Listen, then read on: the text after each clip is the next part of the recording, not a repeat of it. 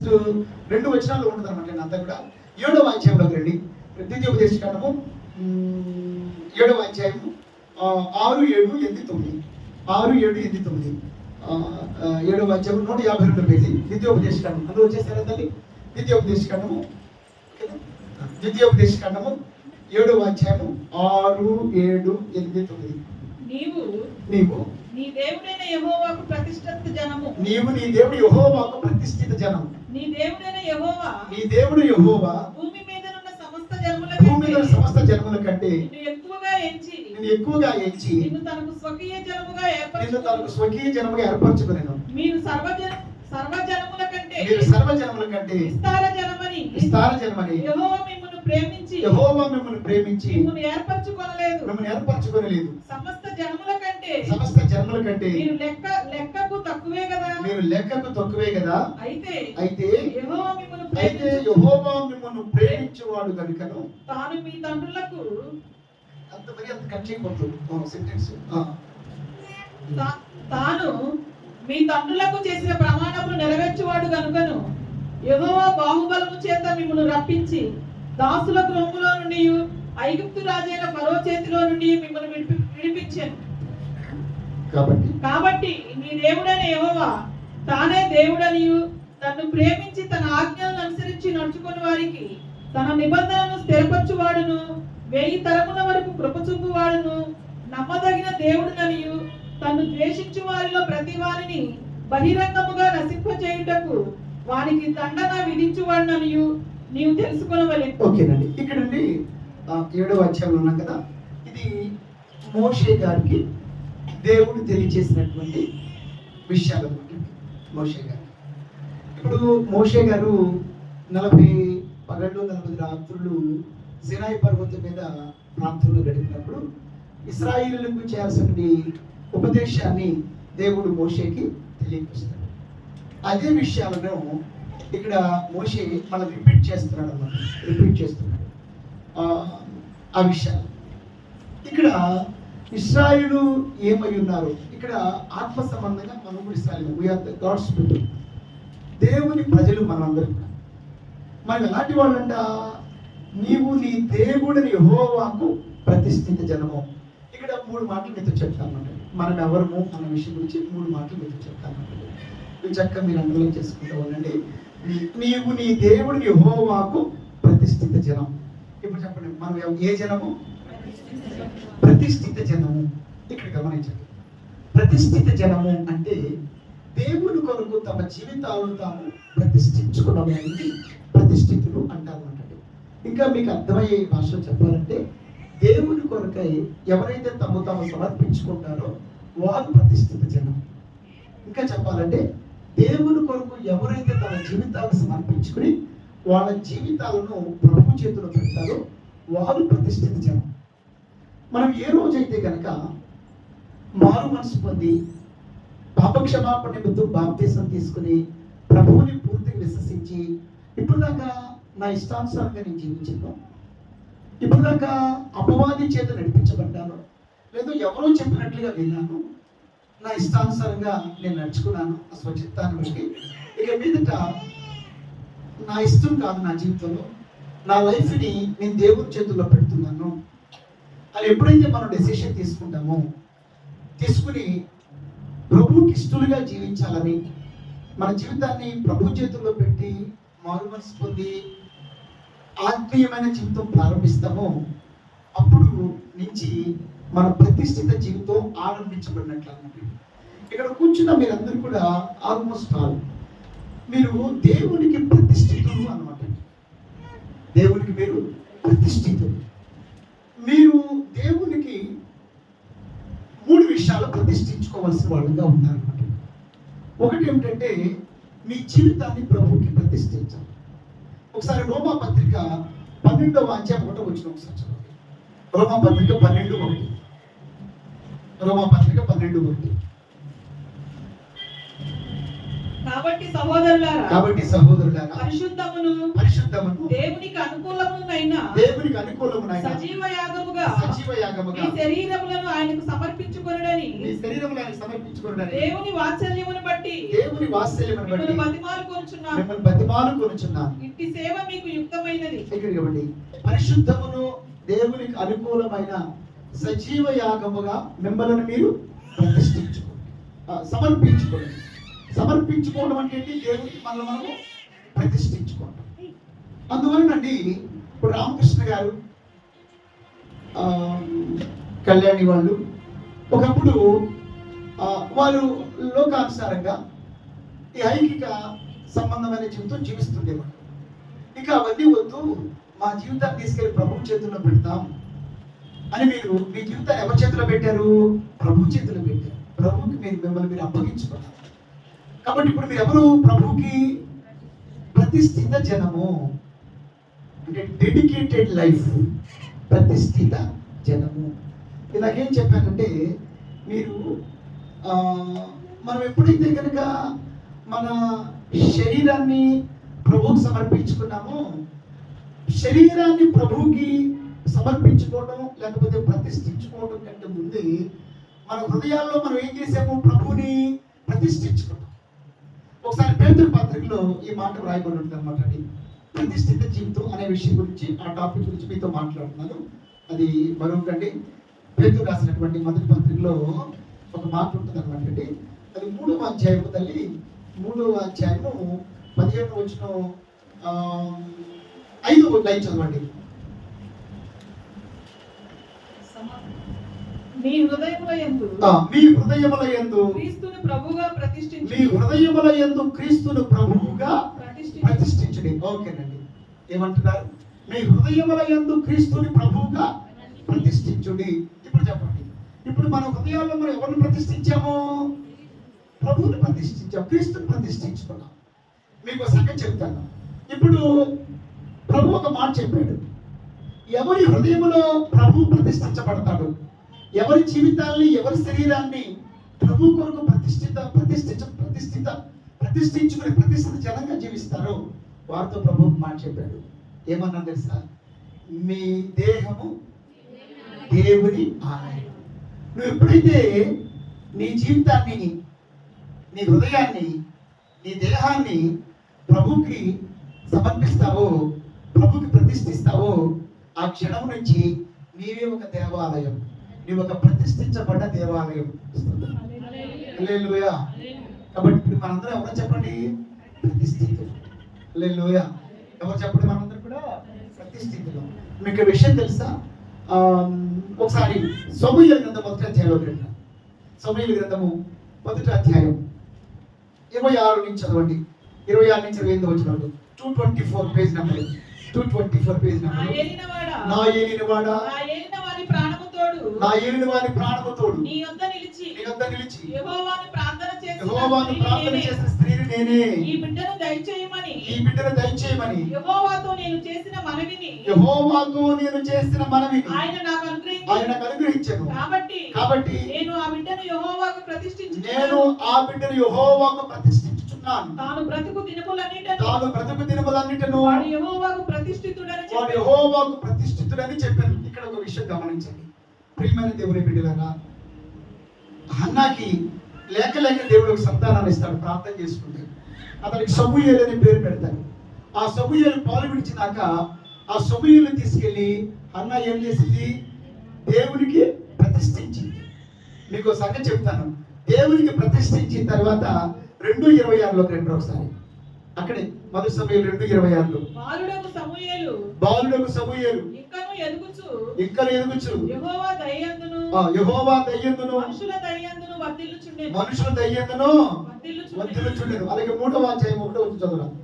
బాలుడైన సమూయేలు ఏలీ ఎదుట యెహోవాకు పరిచర్య చేయుచుండెను. 4వ వచనం. 3-4 వచనం. 3వ అధ్యాయం 3-4 వచనం. యెహోవా సమూయేలును పిలిచెను. 3 కూడా. దీపము ఆరిపోక ముందు సమూయేలు దేవుని మందసం ఉన్న దేవుని మందసం యెహోవా మందిరములో పండుకొని ఉండగాను యెహోవా సమూయేలును పిలిచెను. అతడు చిత్తమండి నేనున్నానని చెప్పి ఓకే 10వ వచనం. తరువాత యెహోవా ప్రత్యక్షమై నిలిచి ఆ రీతిగా సమూయేలు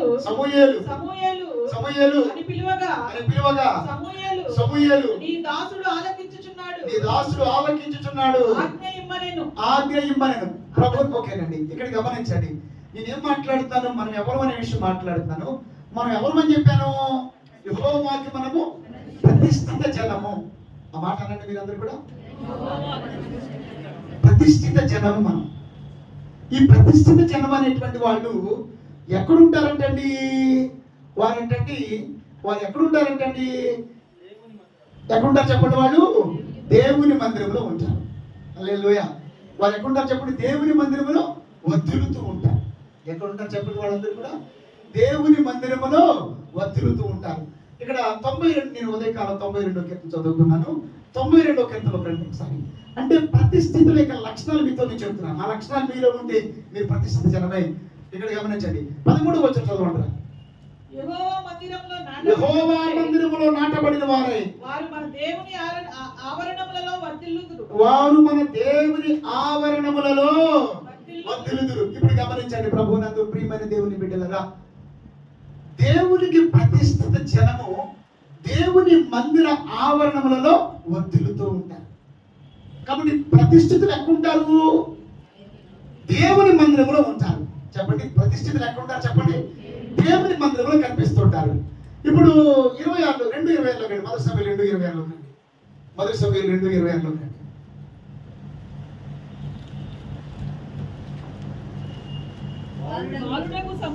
బాలుడగు సమూయేలు ఇంకను ఎదుగుచు యెహోవా దయ్యందును మనుషుల దయ్యందును. ఇప్పుడు చెప్పండి, ప్రతిష్ఠితులు దేవుని మందిరములో ఉంటారు. ప్రతిష్ఠితులు మనుషుల దయలోను దేవుని దయలోను వర్ధిల్లుతూ ఉంటారు. అలాగనే 3:1 రండి. బాలుడైన సమూయేలు అంటే ప్రతిష్ఠితులు ఏం చేస్తుంటారు? పరిచర్య చేస్తూ ఉంటారు. స్తోత్రం చెప్పండి గట్టిగా. ప్రతిష్ఠితులు ఏం చేస్తారు చెప్పండి? పరిచర్య చేస్తూ ఉంటారు. ఉదయం లక్కీ కోసం కూడా ప్రార్థన చేశాను, ప్రసాద్ కోసం కూడా ప్రార్థన చేశాను, ప్రత్యేక ప్రార్థన చేశాను.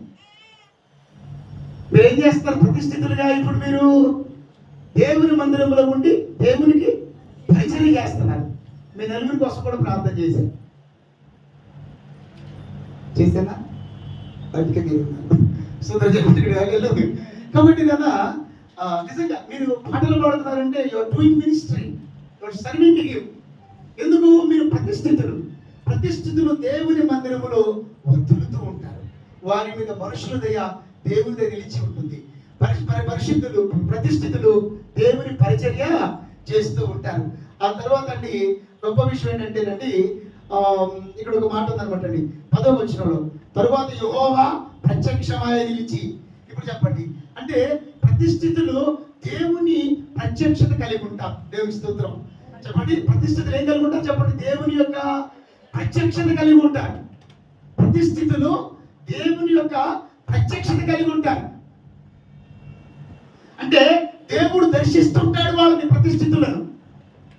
అందువలన మీరు దేవుని మందిరంలో ఉన్నవాడు ప్రతిష్ఠితుడు, దేవునిలో వర్ధిల్లేవాడు ప్రతిష్ఠితుడు, దేవుడి పరిచయంలో ఉన్నవాడు ప్రతిష్ఠితుడు, దైవ ప్రత్యక్షత దైవ దర్శనాన్ని కలిగినటువంటి వాడు ప్రతిష్ఠితుడు. అలాగనే 10వ వచనం, ప్రత్యక్షమిచ్చి సమూయేలు అని పిలవగా. ఇప్పుడు చెప్పండి, ఈ ప్రతిష్ఠితులు అనేవాళ్ళు దేవుని పిలుపుని కలిగినటువంటి వాళ్ళు. స్తోత్రం చెప్పాలి. ప్రతిష్ఠితులు ఎలా ఉంటుంది చెప్పండి? దేవుని పిలుపుని. ఇప్పుడు చెప్పండి, మిమ్మల్ని అందరూ ఇక్కడ ఉన్నారంటే మిమ్మల్ని అందరినీ కూడా దేవుడు పిలిచాడు. మిమ్మల్ని అక్కడ కూర్చోవడానికి పిలిచాడు, నన్ను ఇక్కడ నిలబడి మీకు చెప్పడానికి పిలిచాడు. But we're all called. మనందరం ప్రతిష్ఠితులు అంటే దేవుని పిలుపు కలిగిన వాడు. ఆ తర్వాత ఈ ప్రతిష్ఠితులు ఎలా ఉంటాడు? సమూయేలు అని పిలవగా, సమూయేలు నీ దాసుడు ఆలకించుచున్నాడు ఆజ్ఞయమనను. What a beautiful answer, what a humble answer. అన్నాడు, సమూయేలు అన్నాడు, అర్ధరాత్రి వేళ దేవుడు సమూయేలు పిలుస్తున్నాడు. సమూయేలు అన్నాడు, లేచి కూర్చుని నీ దాసుడు ఆలకించుతున్నాడు, ఆజ్ఞ ఇమ్ము. అబ్బా, దేవునికి స్తోత్రం చెప్పండి గట్టిగా. నీ దాసుడు ఆలకించినాడు, ఆజ్ఞ ఇమ్ము. అంటే ప్రతిష్ఠితులు అనేవాళ్ళు దేవుని ఆజ్ఞకు విధేయత చూపిస్తారు.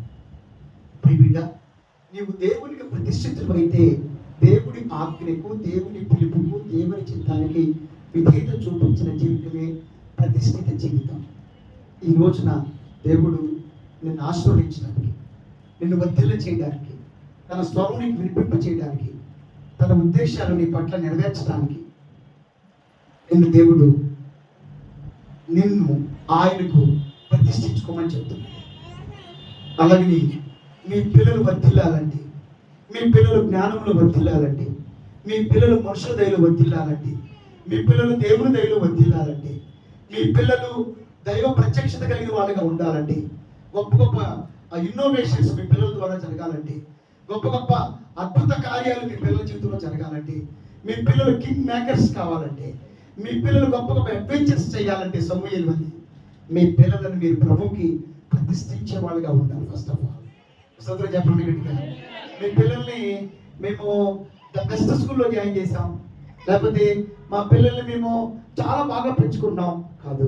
మీ పిల్లలను ముందుగా ప్రభుకి ప్రతిష్ఠించి, దేవా నా బిడ్డ నీ ఆవరణములో వర్ధిల్లువాడిగా ఉండాలి. స్తోత్రం చెప్పండి బిడ్డరా. ఈరోజు మనం ఎవరో చెప్పండి, యెహోవాకు ప్రతిష్ఠితులము, ప్రతిష్ఠితులము. ఇక్కడ రెండు విషయాలు అన్నమాట. ముందు you have to dedicate your life to God. That is the life of dedicated life. నీ జీవితాన్ని నువ్వు దేవునికి ప్రతిష్ఠించుకోవాలి మొదటిది. రెండోది ఏంటంటే, ఏం ప్రతిష్ఠించుకోవాలంటే చూద్దామా, యోవేలు గ్రంథము 1:14. యోవేలు గ్రంథము 1:14. యోవేలు 1:14. యోవేలు గ్రంథం 1:14. యోవేలు గ్రంథం ఉపవాస దినము ప్రతిష్ఠించుడి. ఉపవాస దినము ప్రతిష్ఠించుడి. ఓకే, ఇప్పుడు చెప్పండి. అంటే ఉపవాస దినం అనేది, ఆరాధన దినం అనేది, ఒక డే అనేది నీకు నువ్వేం చేసుకోవాలి చెప్పండి, ప్రతిష్ఠించుకోవాలి. అంటే you have to dedicated particular time and particular day for God. నీ జీవితంలో కొంత సమయాన్ని, కొంత దినాన్ని నీవు దేవునికి ప్రతిష్ఠించుకోవాలి. ఈ ఆదివారము మనకి ఏమిటి, ప్రతిష్ఠిత దినము. బుధవారం ఏమిటి మనకి, ఉపవాస దినము. ఆ ప్రతిష్ఠిత దినాన్ని మనం పాటించాలి. నువ్వు ప్రతిష్ఠిత జనమైనప్పుడు నీ మన ఊరికి పాట పాడతామా నాన్న, వింటున్నారా? నాయకు చూడాలి నాన్న, నాయకు చూడాలి, స్టిఫ్గా కూర్చోండి, నాయకు చూడండి.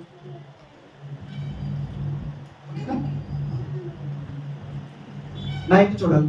క్లాస్ రూమ్లో టీచర్ వెంక చూడాలి, వాక్యం చెప్పేటప్పుడు పాస్టర్ గారి వెంక చూడాలి. అది మంచి బెస్ట్ చూడండి కదా. ఏం మాట్లాడుతున్నాను, పాట పాడతాం మనం.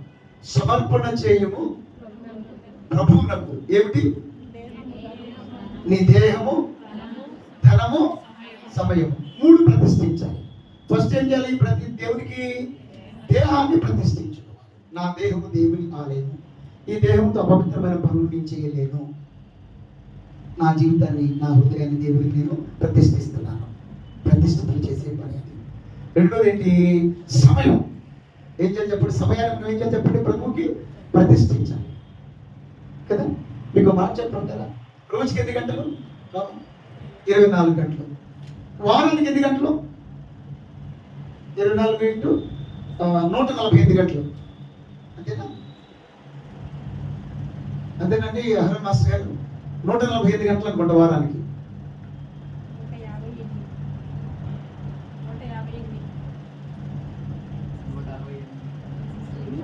168.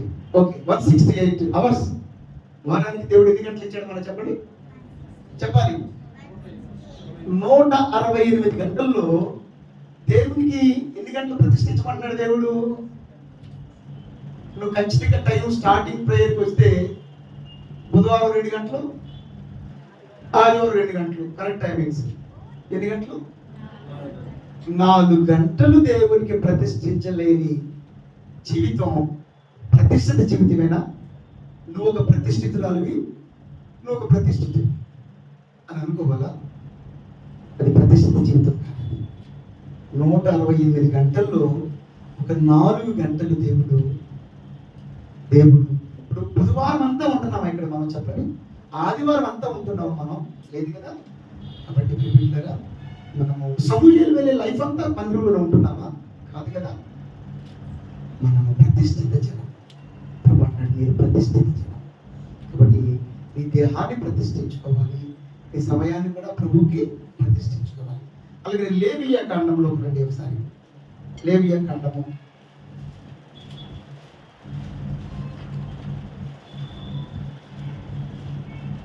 27:30.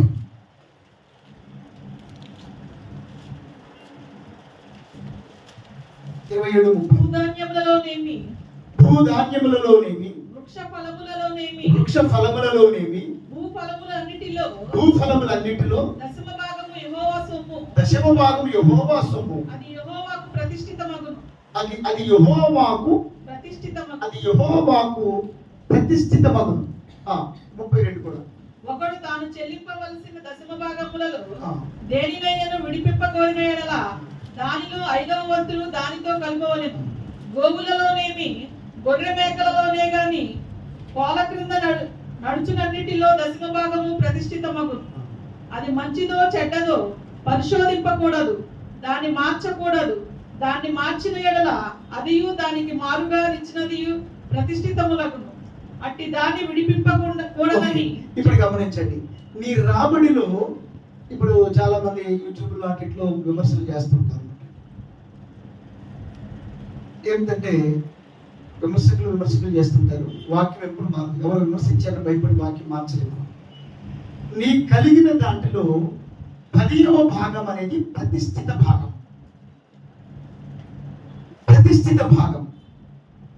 ఆ ప్రతిష్ఠిత భాగమును మనం ఏం చేయాలి? దేవునికి ఇవ్వాలి. ఆ ప్రతిష్ఠిత భాగము దేవుడు ఏమన్నాడంటే అది దేవుని యొక్క అథారిటీకి, దేవుని యొక్క సార్వభౌమత్వానికి, దేవుని పట్ల నీకున్న విధేయతకు అది సాదృశ్యం అవుతుంది అన్నమాట. ఆ ప్రతిష్ఠిత అర్పణ అనేది పాస్టర్ గారి సుఖభోగాలకు, పాస్టర్ గారు ఒక ఆడి కారు కొనుక్కుంటానికో, పాస్టర్ గారు చుట్టూ ఒక 6 బౌన్సర్లు వేసి తిరగడానికో, పాస్టర్ గారు ఖరీదైన నగలు పెట్టుకోవడానికో కాదు. కానీ ప్రజలు తీసుకొచ్చేటువంటి ఆ ప్రతిష్ఠిత అర్పణ దేవుని పరిచర్య ధర్మము కొనసాగడానికి ఉపయోగపడేటువంటి ప్రతిష్ఠిత అర్పణ అనమాట. ఇది ఒక సేవా జీవితం, ఇది ఒక సేవ, ఇది ఒక ధార్మిక సంస్థ లాంటిది అనమాట. చర్చ్ అనేది ఇది జస్ట్ లైక్ ఎ ట్రస్ట్. కాబట్టి ఆ మందిర నిర్వహణకు, పరిచర్య ధర్మం జరిగించుటకు, ఇందులో ఈ ప్రతిష్ఠిత అర్పణలో నుండి పేదవారికి సహాయం ఇవ్వడానికి, మందిరాన్ని కొనసాగించడానికి, పరిచర్య విస్తరించబడటానికి, విధవరాళ్లకు పేదవారికి సహాయం చేయనట్లుగా ఈ ప్రతిష్ఠిత జనం అయితే ఎవరైతే ఉన్నారో ఆ ప్రతిష్ఠిత జనం యొక్క రాబడిలో నుండి 10వ భాగం అనేది ప్రతిష్ఠిత అర్పణగా దేవుడు నిర్ణయించాడు. అంతే తప్ప దాన్ని దుర్వినియోగపరచబడుతుందని దాని యొక్క కాన్సెప్ట్ మనం మిస్అండర్స్టాండ్ చేసుకోకూడదు అన్నమాట. మరి చాలా మంది చూస్తుంటే కనుక మన చర్చెస్లో విధురాలకు వచ్చే పెన్షన్లో నుంచి తీసుకొచ్చి ఇస్తుంటే నాకు చాలా బాధేస్తుంది. కానీ విషయం ఏంటంటే చెప్పమంటారా, నేను అన్ని మైక్లో చెప్పకపోవచ్చు, కానీ మనం చాలా మందికి హెల్ప్ చేస్తుంటాం అన్నమాట. నేను చాలా మందికి హెల్ప్ చేస్తుంటాను. కొంతమంది చదివిస్తుంటాం, కొంతమంది విధవరాలకు హెల్ప్ చేస్తుంటాం, కొంతమందికి ఆపరేషన్లు చేయిస్తుంటాం. అలాగనే నేను పరిచర్యను కొనసాగించడానికి ఈ అర్పణలను ఉపయోగించడం జరుగుతుంది అనమాట. అందుకని పాస్టర్ గారు ధనవంతులు అలాగా ఎవరైతే కనుక దుర్వినియోగపరుస్తున్నారో, విలాసవంతమైన జీవితం జీవిస్తున్నారో, అది దేవుడు అప్పగించే లెక్క దేవుడికి వారు అప్పగిస్తారన్నమాట. కానీ దేవుని వాక్య ప్రకారంగా, వాక్యం నమ్మే క్రైస్తవుడిగా, దేవుడు వాక్యానికి విధేయత చూపించాలనేటువంటి అపేక్ష కలిగినటువంటి క్రైస్తవుడుగా నీ రాబడి అంతటిలో 10వ భాగం అనేది ప్రతిష్ఠితార్పణ. కాబట్టి ప్రియబిడ్డ, అది నీ ధనము, నీ దేహము, నీ ధనము, నీ సమయము దేవునికి నీవు ప్రతిష్ఠించుకోవాల్సిన అవసరత ఉన్నది. కాబట్టి ఈ వాక్యమును మీరు పాటించ బద్ధులై ఉన్నారన్నమాట. ఇప్పుడు నేను వచ్చే నా రాబడిలో నుండి నేను నా ఆత్మీయ నాయకుడికి ఈ ప్రతిష్ఠిత అర్పణ నేను చేస్తుంటాను. నేను పంపించేటువంటి, నేను మీకు నా ఫోన్ లైవ్లో ఉంది, నేను చూపిస్తాను అన్నమాట. ప్రతి నెల కూడా మొదటి వారంలో గుజరాత్లో ఉన్న మన ధార్మిక సంస్థకి, చంద్రకాంత్ గారి ఆధ్వర్యంలో జరుగుతున్న ధార్మిక సంస్థకి నా ప్రతిష్ఠిత అర్పణ నేను పంపిస్తాను. దాంతో చంద్రకాంత్ గారు మనకి 25 రాష్ట్రాల్లో పరిచయం ఉందన్నమాట అండి. ఆయన అనేక వందల మంది అనాథలను చదివిస్తున్నాడు అనమాట ఆయన. ఆ తర్వాత ఆ రాజస్థాన్ ప్రాంతంలో ఆయన బోర్వెల్స్ వేస్తుంటాడు. ఎడారి ప్రాంతంలో నీటి లేనటువంటి ప్రజలకి అనేక మందికి సహాయం చేస్తుంటారు. సపోజ్ ఇంకా ఎక్కడైతే కనుక క్రైస్తవుల పరిస్థితి బాగోలేదు అంటే మతాలకి కులాలకి అతీతమైనటువంటి సేవా కార్యక్రమాలను నిర్వహించడం జరుగుతుంది అనమాట అండి. మీరు ప్రతిష్ఠిత అర్పణ ఇవ్వకపోతే కనుక పరిచర్య ముందుకు సాగించడం కష్టమవుతుంది అనమాట అండి. అందువలన సంఘములకు వస్తున్న వారందరూ కూడా మీరు ఆబడిలో నుండి ప్రతిష్ఠిత అర్పణ సక్రమంగా ఇస్తే కనుక 7,000 అద్దె కట్టడానికి మళ్ళా 200 ఇవ్వండి, 300 ఇవ్వండి, అద్దె ఇచ్చారా అని అడగాల్సిన ఆవశ్యకత, అడగాల్సినటువంటి అగత్యం పట్టదనమాట అండి. అందువల్ల మీరందరూ కూడా దేవునికి ప్రతిష్ఠిత జనము కాబట్టి మనందరము కూడా మనం కలిగిన దాంట్లో కూడా ప్రతిష్ఠిత అర్పణను మనము ప్రత్యేకపరచుకుని సమర్పించుకోవాల్సిన ఆవశ్యకత ఉందని దేవుని వాక్యము సెలవిస్తుంది అనమాట. కాబట్టి ఇప్పుడు మనం ఎవరో చెప్పండి, ప్రతిష్ఠిత జనము. మన పాఠంలోకి వచ్చేసేయండి, ఇక్కడికి ద్వితీయోపదేశకాండంలోకి వచ్చేసేయండి. 7వ అధ్యాయము 6వ వచనం. ద్వితీయోపదేశకాండం 7వ అధ్యాయం 6వ వచనం. నీవు నీ దేవుడైన యెహోవాకు ప్రతిష్ఠిత జనము.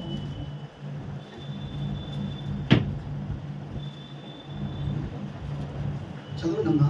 నీ దేవుడైన యెహోవా భూమి మీద ఉన్న సమస్త జనముల కంటే నీ దేవుడే నీవు నీ దేవుడి యెహోవాకు ప్రతిష్ఠిత జనము. ప్రతిష్ఠిత జనము. నీ దేవుడైన యెహోవా నీ దేవుడి యెహోవా భూమి మీద ఉన్న సమస్త జనముల కంటే భూమి మీద ఉన్న సమస్త జనముల కంటే నిన్ను ఎక్కువగా ఎంచి నిన్ను తనకు స్వకీయ జనముగా ఏర్పరచుకొని రెండో మాట వచ్చింది. మొదటి ఏ జనం అన్నా చెప్పండి, ఏ జనం అన్నా చెప్పండి, ప్రతిష్ఠిత జనము. రెండోది మనం ఆయనకి స్వకీయ జనము. ఏం చెప్పండి, మనం ఆయనకి చెప్పాలి, మనం ఆయనకి స్వకీయ జనం. ఒకటే జనం ప్రతిష్ఠిత జనము, రెండోది ఏ జనము, స్వకీయ జనము. ఉదాహరణకి మీకు మ్యారేజ్ అయింది కదా, ఇప్పుడు నీకు మ్యారేజ్ అయినప్పుడు అజిత చేయి తీసుకొచ్చి ఎవరి చేతులు పెట్టారు, నీ చేతిలో పెట్టారు. అంటే అజిత తన జీవితాన్ని ప్రతిష్ఠించుకుంది నీ మీద నమ్మకంతో. ఏ రోజైతే అజిత తన చెయ్యి నీ చేతిలో పెట్టిందో, ఆమె చెయ్యిని నువ్వు స్వీకరించావో, ఆ రోజు నుంచి ఆమె ఎవరి సొత్తు అయింది, మీ సొత్తు అయింది. ప్రభు ఏమన్నాడు, మీరు మీ సొత్తు కాదు, విలువ పెట్టి కొనబడిన వారు. ఏ రోజైతే నిన్ను నీవు ప్రభువుకి ప్రతిష్ఠించుకున్నావో ఆ క్షణము నుంచి నీవు దేవుని బిడ్డవు, దేవుని సొత్తు అయిపోయావు. స్తోత్రం చెప్పండి. You are God's own people, you are his child. కాబట్టి ఏ రోజైతే దేవునికి మనం ప్రతిష్ఠించుకున్నామో, ఏ రోజైతే హన్న సమూయేలుని తీసుకెళ్లి దేవునికి ప్రతిష్ఠించిందో, ఆ రోజు నుంచి సమూయేలు ఎవరు బిడ్డ అయిపోయాడు చెప్పండి. మీకు మా సంగతి చెప్తాను. ధాన్యాకి రాముకి మీ బిడ్డ దేవుని బిడ్డగా మార్చబడినప్పుడు తన జీవితం మీరు ఊహించినటువంటి అద్భుతమైనటువంటి శిఖరాలను చేరుకుంటుంది. హల్లెలూయా. నీ జీవితాన్ని నువ్వు ప్రభు చేతికి సమర్పిస్తే, నువ్వు ప్రతిష్ఠిత జనముగా ప్రభు చేతులకు అప్పగించుకుంటే, నువ్వు ఆయన స్వకీయ జనంగా మార్చబడితే, he will take care of everything. He will take care of your child. He will take care of your future. కాబట్టి మీరెవరు దేవుని స్వకీయ జనము. ఇప్పుడు తనకి ఏదైనా శారీ కొనాలనుకో, వాళ్ళ డాడీని అడుగుతుందా, నిన్ను అడుగుతుందా? ఇంట్లో రైస్ అయిపోయింది, ఎవరిని అడుగుతుంది? నిన్ను అడుగుతుంది. నన్ను అడుగుతావండి మీ డాడీకి ఫోన్ చేయని అంటావు ఎప్పుడైనా అనుకో? ఎప్పుడైనా అన్నావు అట్లాగా? అనలేదు. ఎందుకంటే షీఈస్ యువర్ వైఫ్. హల్లెలూయా. కాబట్టి మనం ఎవరు చెప్పండి? దేవుని యొక్క స్వకీయ జనం. అలాగనే ఈ చర్చి సురేష్ బాబు చర్చి గారు, ఈ చర్చి ఏదో ఉండే పేర్లు grace fellowship church. The church belongs to Christ. స్తోత్రం చెప్పండి. we belong to him. అందుకంటాడు ప్రభువు, నీవు నా దానవు. చెప్పండి హల్లెలూయా. ప్రభు ఏమన్నాడు? నీవు. హల్లెలూయా. మరి ఎవరు చెప్పండి? ఆయన స్వకీయ. మీకు సంగతి చెప్తాను. మనము ఆయన స్వకీయ జనమైనప్పుడు ఆయన సంఘమైన ఆయన స్వకీయ జనమైన ఆయన సంఘం కానీ, ఆయన స్వకీయ జనమైన ఆయన బిడ్డలు కానీ హాని చెప్తుంటే దేవుడు ఊరుకుంటాడు, చూస్తూ ఊరుకుంటాడు. చెప్పండి, ఊరుకోండి. స్తోత్రం చెప్పండి గట్టిగా. ఈ అవసరాలు తీరుస్తానండి ఆయన. హల్లెలూయా. నీ కాపుదలు ఇస్తాడండి ఆయన. నీ విషయంలో కంప్లీట్ కేర్ తీసుకుంటాడండి ఆయన. నేను అదే అనుకుంటాను. నేను ఇప్పుడు వేపడం మందిరం కట్టి గడ్డే మందిరం ఎవరు? దేవుని మందిరం. స్తోత్రం చెప్పండి గట్టిగా. హల్లెలూయా. నేను దేవుని మందిరం కట్టినాను, నేను దేవుని పని చేస్తాను, ఆయన చూసుకుంటాడు. కాబట్టి we are his people. దేవుని స్వకీయ జనము. హల్లెలూయా. ఎవరు చెప్పండి? దేవుని స్వకీయ జనం. ముందేమన్నాను? ఏ జనం చెప్పండి? ప్రతిష్ఠిత జనము. రెండోది వినపడిందో ఉండే పెదాలు అడుగుతున్నారా? అందరూ కాదు, కొంతమంది. స్తోత్రం చెప్పండి. నువ్వు నిరుబలు వేసి కక్కురుకి పట్టి ఏం అర్థం కాదు మీకు. స్తోత్రం చెప్పండి గట్టిగా. పక్కన వాళ్ళు వింటున్నావా అని అడగండి మర్యాద పూర్వకంగా.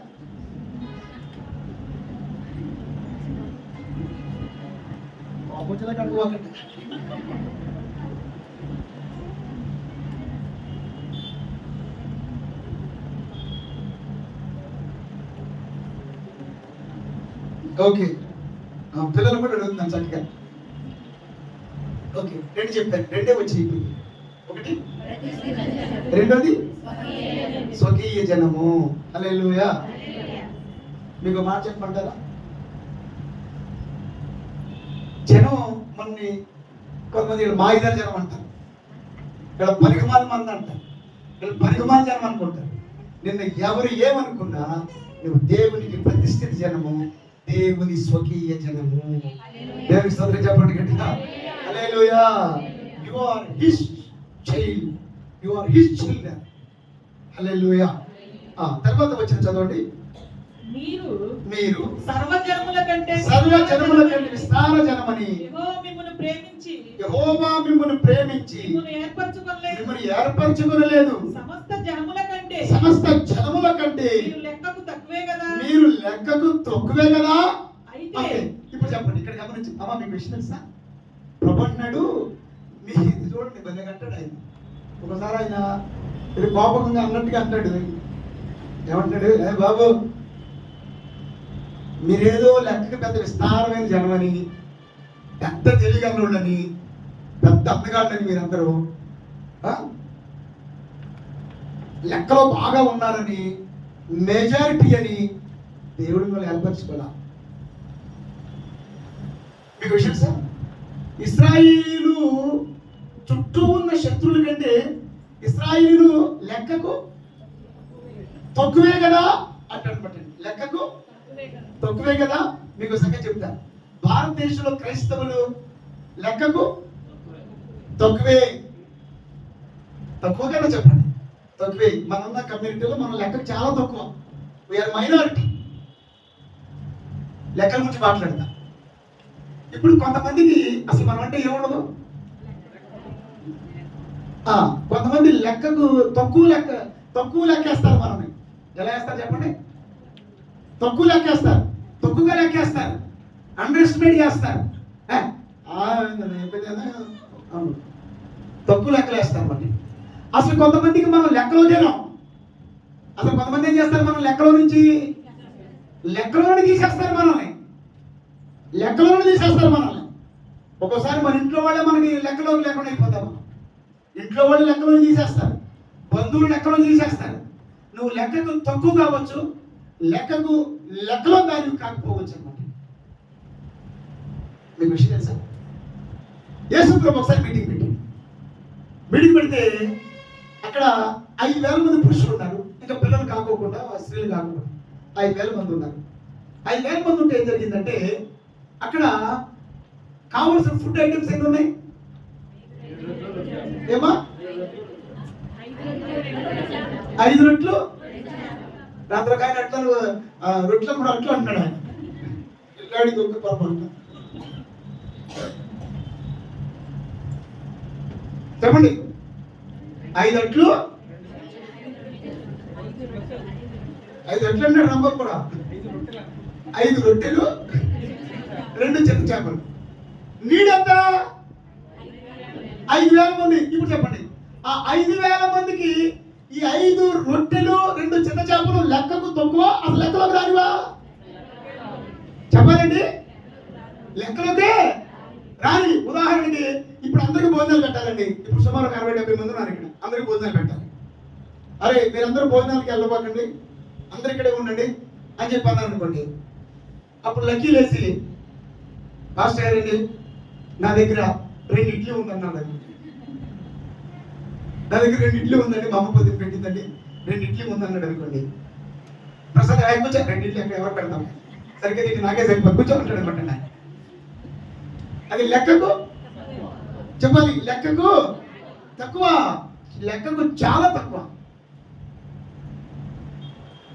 మనకు ఒకసారి ఏమైందంటే ఒక మామగారు నాకు కలిసి, నేను హేళన చేసి మాట్లాడట్లా, నా అంతరార్థం మీకు అర్థమవుతుంది. నేను ఈ పాయింట్ చెప్తున్నాను. అయ్యా చర్చి కడతాను వంటగా అన్నాను. అవును అన్నాను. ఎంత అవుతుంది? 30 లక్షల దాకా అవుతున్నాను అంటే నొక్కునామా భవిష్యంగ్ అంటారు కదా, భవిష్యంలో నుంచి మూట తీసి ఇదే గుడి కట్టుకో అన్నమాట. 300 ఇచ్చింది. ఎంత ఇచ్చి చెప్పండి? 300. అది ఎలాంటిది అనుకోవచ్చు మనకి, లెక్కకు తక్కువే, కానీ అది చాలా విలువైంది. స్తోత్రం చెప్పండి. హల్లెలూయా. చిన్నపిల్లడు ఇచ్చింది ఏంటి? వాళ్ళందరూ అనుకుంటున్నారు అనమాట అండి. ఏంటి వాళ్ళందరూ కూడా అందరూ అట్లా చూస్తున్నారు, ఆశ్చర్యంగా చూస్తున్నారు. ఇది లెక్కకు తక్కువ కదా. ఉన్నది 5,000 మంది, తినాల్సిన పురుషులు 5,000 మంది ఉన్నారు. ఇచ్చేది ఎంత? లెక్కకు చాలా తక్కువ. అసలు లెక్కలోకి రానటువంటి విషయం అన్నమాట. ఈరోజు మీతో నేను చెప్తాను. మన కుటుంబంలో కూడా ఎలా కూడా చెప్పండి, రాబడి తక్కువ. చెప్పండి అమ్మా, ఖర్చు ఎక్కువ. ఏం చెప్పండి? రాబడి తక్కువ, ఖర్చు ఎక్కువ, మాటలు ఎక్కువ, ప్రార్థన తక్కువ. ఒకళ్ళు అంటారు క్షణం తిరిగి ఉండదు, డబ్బు ఆదాయం ఉండదు. అంత ఎలా ఉంది మన జీవితం? లెక్కకు చెప్పాలి, లెక్కకు తక్కువగానే ఉండొచ్చు. మనకు వచ్చే రాబడి తక్కువగానే ఉండొచ్చు, మన ప్రార్థన జీవితం తక్కువగానే ఉండొచ్చు, జనాలకి తక్కువ చూపు చూడబడుతూ ఉండొచ్చు మనము. కానీ ఏమైందో తెలుసా? ఆ లెక్కకు తక్కువైనది ప్రభువు దగ్గరికి తీసుకురాబడింది. స్తోత్రం చెప్పండి. ఆ లెక్కకు తక్కువైంది ఏమైంది చెప్పండి? ప్రభు దగ్గరికి, ప్రభు చేతిలోకి తీసుకురాబడింది. అది లెక్కకి ఎక్కువైందో తక్కువైంది? చెప్పండి ఒకసారి కంటే.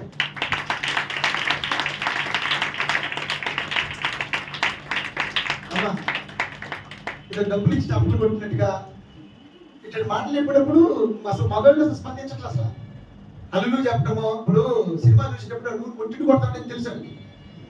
సినిమా నిజంగా కొడతాడా? చూసేవాళ్ళు ఏం చేస్తారు చెప్పండి?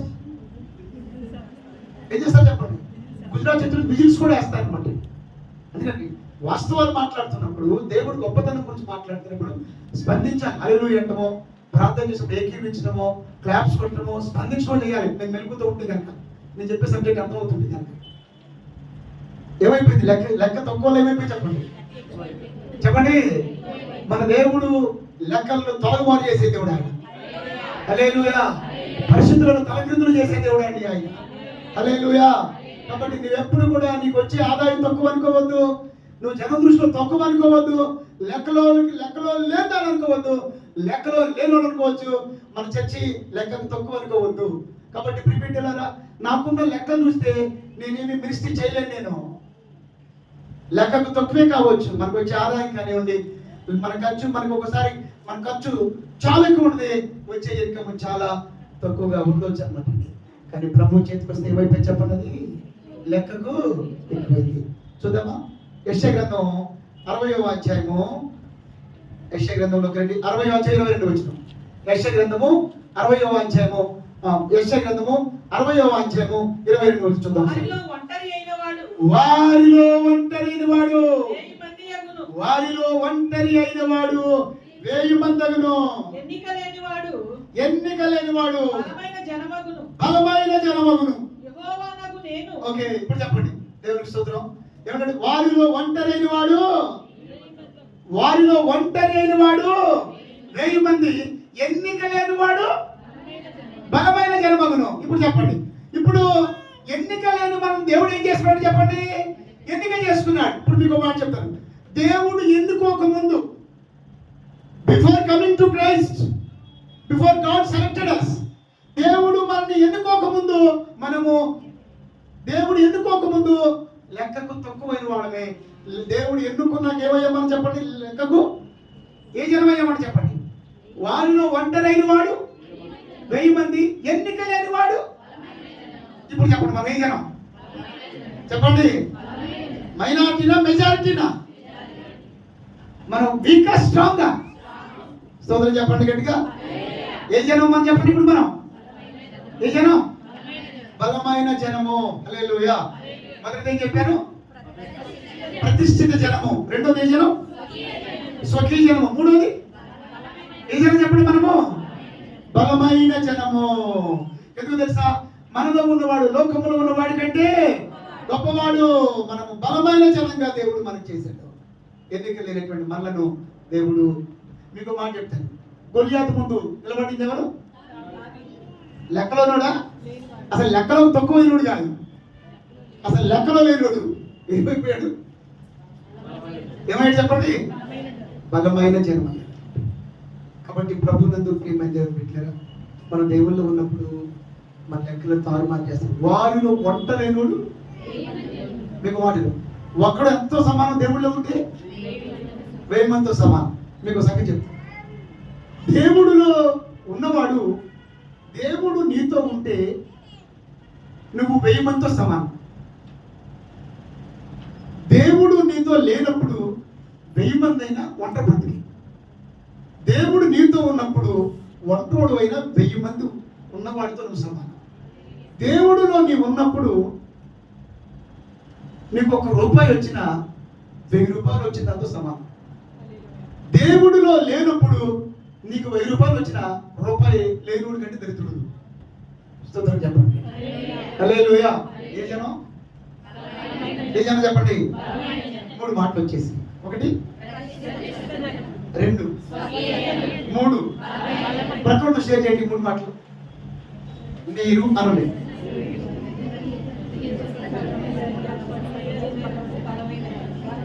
అంతా షేర్ చేయండి. హరీష్ అంతా షేర్ చేయండి. చెప్పిన మాటలు అవి నువ్వు 3 మాటలు షేర్ చేయి.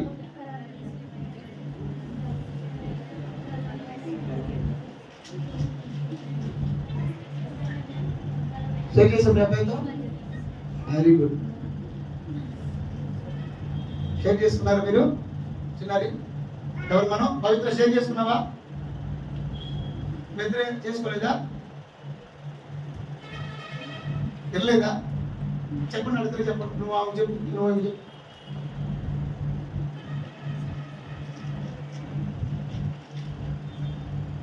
హల్లెలూయా. ఓకేనా? ఓకే. తర్వాత అండి, ఇక్కడ దేవుడు 7 లక్షణాలు ఉంటాయి అనమాట అండి. అవి నేను ఫాస్ట్ గా చెప్పేస్తాను. ఇప్పుడు చెప్పండి. ఇప్పుడు నేను అది దట్ ఈస్ అవర్ ఐడెంటిటీ. మనము ప్రతిష్ఠిత జనము, స్వకీయ జనము. ఓకేనా? ఇప్పుడు 8-9 వచనాలు ఏమిటంటే, యెహోవా మిమ్మును ప్రేమించేవాడు. ఇప్పుడు దేవుడు ఎవరంటాడు? ఎలా చూడండి చెప్పండి. ఈ 3 మనసులోకి వెళ్ళిపోయా చెప్పండి. ఓకే. ఇప్పుడు మన దేవుడు ఎలాంటి వాడంట? మనలను ప్రేమించేవాడు. ఓకే, దాని గురించి చెప్పగలను. ప్రేమించేవాడు కాబట్టి ప్రాణం పెట్టాడు, పరలోకానికి భూలోకానికి వచ్చాడు. ప్రేమించేవాడు. తర్వాత తాను మీ తల్లిదండ్రులకు మీ తండ్రులు చేసిన ప్రమాణమును, ఒకటి ప్రేమించేవాడు, రెండు ప్రమాణాలను. ప్రమాణం అంటే మాట. మన దేవుడు మాట తప్పడం నరుడు కాదు. ఆయన ప్రమాణాలను నెరవేర్చే దేవుడు. విన్నావా చూడంగా? అంతా చెప్పే విధంగా చెప్పిన మాటలో ఒకటి దేవుడు అనేటోడు ప్రేమించేవాడు, రెండు తండ్రులతో చేసిన ప్రమాణాలను. మీకు సంగతి చెప్తాను. మన తండ్రి అయిన దేవుడితో దేవుడు ఒక ప్రమాణం చేశాడు. ఎవరు మన తండ్రి అయిన దేవుడితో చేసిన ప్రమాణం? అబ్రహాం. Very good. శాంతికి సార్ చెప్పడం గట్టి కొట్టిన అనుభవం. ఓకే ఓకే, విన్నరా? మన ఇంట్లో కావాలంటే ఆ నిద్రపోయాము కొడుతుంది, అప్పుడు నిద్రలో కొడుతుంది. ఇప్పుడు మన తండ్రి, విశ్వాసం తండ్రి ఎవరు? అబ్రహాం. అబ్రహాం ప్రమాణం అంటే ప్రామిస్. ఏమన్నాడు? నిన్ను ఆశీర్వదిస్తాను. I will bless you and I will make you great and you will be a blessing to generations అని. కాబట్టి నేను నిన్ను ఆశీర్వదిస్తా, నీ నామాన్ని గొప్ప చేస్తా, నువ్వు అనేకులకు ఆశీర్వాదం. మన తండ్రితో చేసిన ప్రమాణము విశ్వాసాన్ని బట్టి అబ్రహాము పిల్లలమైన మనతో కూడా నెరవేరుస్తాడు. హల్లెలూయా. వాట్ ఇట్ మీన్స్, ఆయన ఆ తండ్రి అబ్రహాము చేసిన ప్రమాణాన్ని బట్టి మిమ్మల్ని ఆశీర్వదిస్తాడు, మిమ్మల్ని గొప్ప చేస్తాడు, మీ బిడ్డల్ని గొప్ప చేస్తాడు, మిమ్మల్ని అనేక ఆశీర్వాదంగా దేవుడు మార్చేస్తాడు. హల్లెలూయా. తర్వాత అండి, యెహోవా బాహుబలము చేత మిమ్మల్ని రప్పించి దాసుగృహం నుండి ఐగుప్తున ఫరో చేత మిమ్మల్ని విడిపించును. ఇప్పుడు చెప్పండి, ఇప్పుడు ఇశ్రాయేలు ఎవరి చేతిలో ఉన్నారు? ఒకప్పుడు ఫరో చేతిలో నుంచి దేవుడు ఏం చేశాడు? మీకు మనం కూడా కొన్నిసార్లు ఎవరి చేతిలో ఉంటాం? మనం కావంటుంది, మావిడే మాకు నా పెద్ద ఫరో అంటున్నాం. స్తోత్రం చెప్పండి. హల్లెలూయా.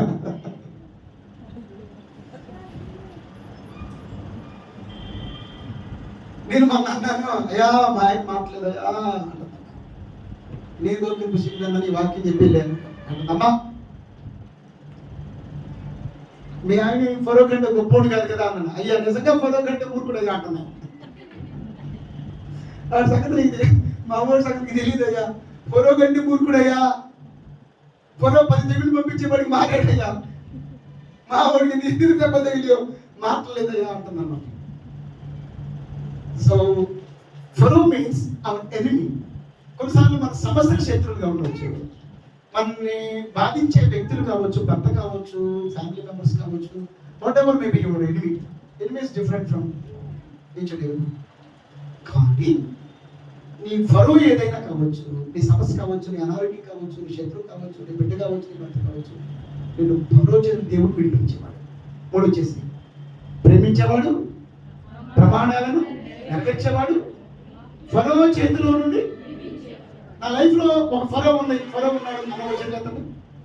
నా లైఫ్లో ఏదో ఒక ఫరో అనుభవం ఉంది అన్నవాడు. నీకెవరు ఫరో? ఈయన. అది ప్రతిష్ఠితమ్మా.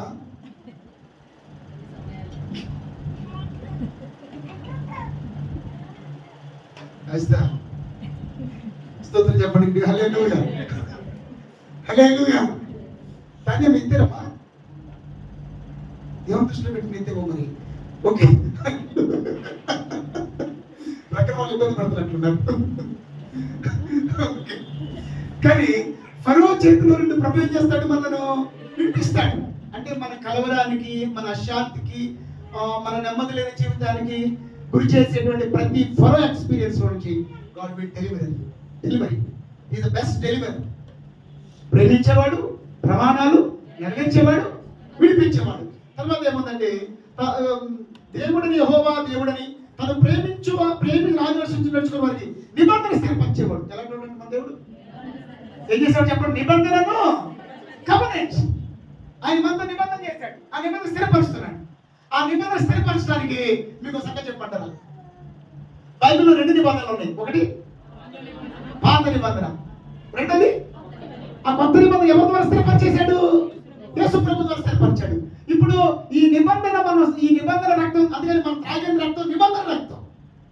ఈ నిబంధన రక్తం త్రాగుతున్నామంటే దేవుడు కన్ఫర్మ్ చేస్తున్నాడు, ఎస్ నీ పాపాలను క్షమించా, నేను విడువను, నిన్ను ఎడబాయను, ఇది ఒక సదాకాలం నేను మీతో ఉంటున్నానని చెప్పని దేవుడు తన నిబంధనను స్థిరపరుస్తున్నాడు అన్నమాట.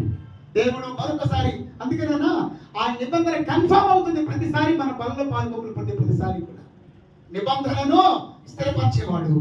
తర్వాత 1000 తరముల వరకు, ఎన్ని తరాలు కృప చూపుతాడని చెప్పండి. బిడ్డ, ఈ భక్తి ఈ రోజుతో ఆగిపోదు. నీ భక్తి యొక్క ఆశీర్వాదం 1000 తరాల వరకు మన దేవుడు మనలను కృప చూపించేవాడు. హల్లెలూయా. 6 విషయాలు వచ్చేసి అంతేనా అమ్మా? 5 వచ్చింది. తర్వాత నమ్మదగిన దేవుడు. ఎలాంటి చెప్పండి దేవుడు? నమ్మదగిన దేవుడు అయ్యా, స్తోత్రం చెప్పండి గట్టిగా. మన దేవుడు ఎలాంటి చెప్పండి, మళ్ళీ చెప్పండి. మన దేవుడు లక్షణాలు: ప్రేమించే దేవుడు, ప్రమాణం నెరవేర్చే దేవుడు, ఫరోను విడిపించే దేవుడు, నిబంధన స్థిరపరిచే దేవుడు, 1000 తరాలకి కృప చూపే దేవుడు, నమ్మదగిన దేవుడు. తర్వాత ఏంటండి, తను ద్వేషించే వాళ్ళ ప్రతివాన్ని బహిరంగంగా నశింపచేయడకు వారి దండన విధించువాడని తెలుసుకున్నాడు. అంటేనంటండి దేవుడు అంటండి ఎవరైనా ఆయన వ్యతిరేకంగా నడుచుకుంటేనంటండి ఆయన పనిష్ చేస్తాడు కూడా.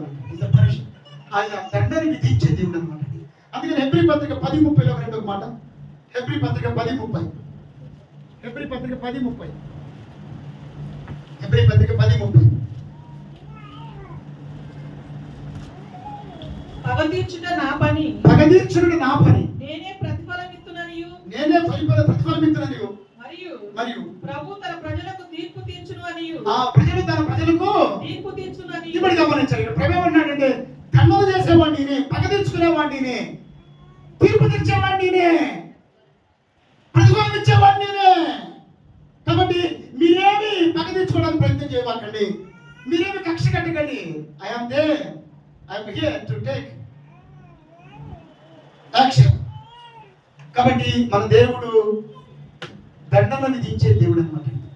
మనకు వచ్చే కష్టాలు నష్టాలు, మన ఇబ్బంది పెట్టే శత్రువులు ఆయన చేతికి అప్పగించామనుకోండి, ఆయన న్యాయమైన తీర్పు తీరుస్తాడు, క్షమిస్తాడు, శిక్షిస్తాడు, ఏం చేస్తాడో ఆయన చూసుకుంటాడు. కాబట్టి ఎవరికి మనం తీర్పు తీర్చకూడదు. దేవుని స్తోత్రం చెప్పండి కనుక ఆయన తీర్పు తీరుస్తాడు అనమాట. కాబట్టి ఇన్ని అద్భుతమైన లక్షణాలు మన దేవుళ్ళలో ఉన్నాయి. ఏం చెప్పారు? మనం ఎవరో చెప్పారు. మనము ప్రతిష్ఠిత జనము, స్వర్గీయ జనము, బలమైన జనము. మన దేవుడు ఎలాంటి అన్నాను? ప్రేమించేవాడు, ప్రమాణాలు నెరవేర్చేవాడు, ఫరో చేతిలో నుంచి విడిపించేవాడు, నిబంధన స్థిరపరిచేవాడు, 1000 తరాలకి కృప చూపేవాడు, నమ్మదగిన దేవుడు, ప్రతిదండన చేసేవాడు. అంటే దేవుడు మనకు తోడై ఉన్నాడు. దాన్ని తెచ్చుకోండి. God bless you all.